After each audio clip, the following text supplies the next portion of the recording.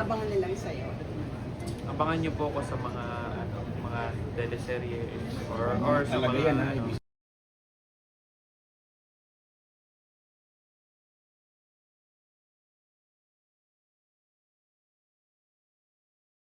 Sabihin madami. project or mga endorsement. Yes po. Abangan niyo na lang po ako lahat sa sa Never Say Die. Yes.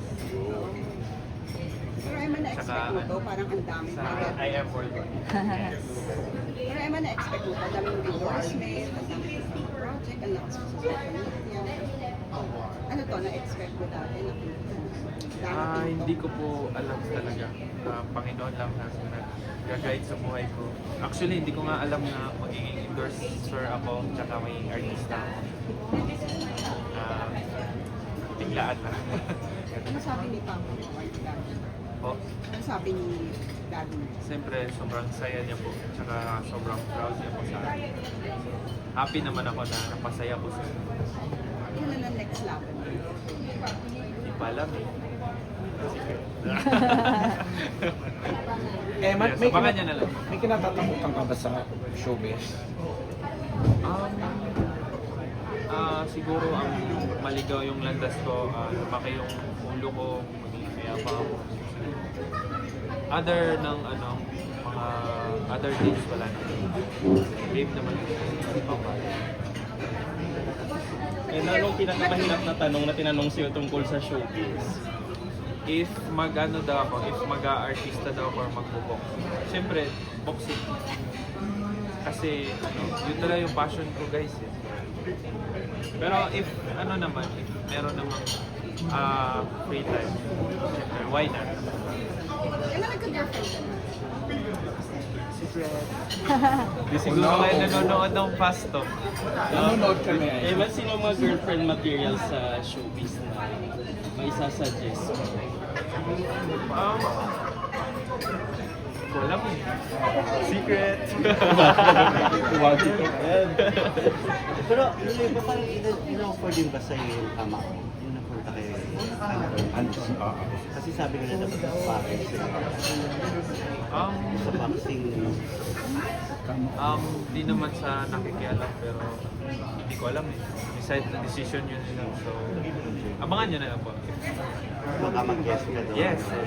Abangan nyo na lang po. Pero hindi ikaw yung, kasi una nag-comment ka agad, dapat ikaw yun. Siyempre, teleserye ba yun? Teleserye yun nila, so hindi ako nakikialam. Siyempre, decision yun ng director. Sino ba? So, respect na rin natin. Saka maganda rin naman. Nag-workshop ka for them? Yes po. Gano'n? Actually, 1 hour lang. Oo. Kumusta naman? Nai-enjoy mo ba yung workshop? Yes po. Anong pinakamahirap na part sa pag-aaral? Yung emotionally ka, tapos, yes, mga hugot, tapos, Pinaiyak ka sa workshop? secret. Pero ang kissing scene, Secret. Sino ang pinaka-close mo sa set? Si Chito.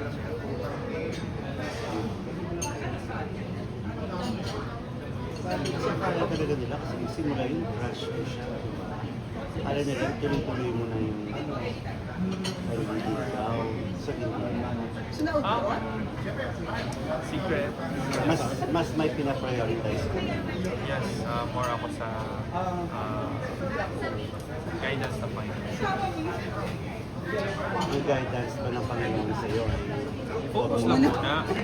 Hindi naman sinasabing wag, pero mas mabuti focus ka muna sa plano ng Panginoon. Kasi tao lang tayo, hindi natin kayang gawin yung multiple tasks na pinapagawa niya. Siyempre, hindi natin yung matutupad or matatapos kung pag ganun tayo. So, siyempre, if you want to be, to glorify God, siyempre, unahin mo muna kung anong kaya mo. So, mas sa success na lang, tamasa mo, parang mas lalo ka naging grateful, mas lalo ka naging nananalangin sa Diyos, magpapasalamat sa Kanya. So, ano yung pwede mong parating sa mga kabataan?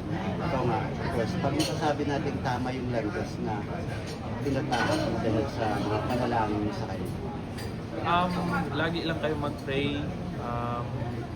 Wag kayong susuko sa pangarap nyo kasi napaka-importante nun kung gusto nyong malaman kung anong kaya nyong gawin at kung ano talaga ang anong nagagawa ng hindi pagsuko. Siyempre, kagaya ako, hindi naman ako yung pinakamagaling. I just let God guide me. Bigyan niya ako ng lakas at assurance sa loob ko na He's always there to guide me. Anong sabi ng mama mo? Yun din, yung pinipray mo ng mama mo. Yes, na sana gabayan na ako lagi ng Panginoon ng pamilya ko na hindi kami maligaw ng landas sa Kanya kahit tinatahak ko yung showbiz or yung pagiging artista or endorser. Sana malapit pa rin kami sa Kanya. Pero Eman, since bata ka, prayer book ka na.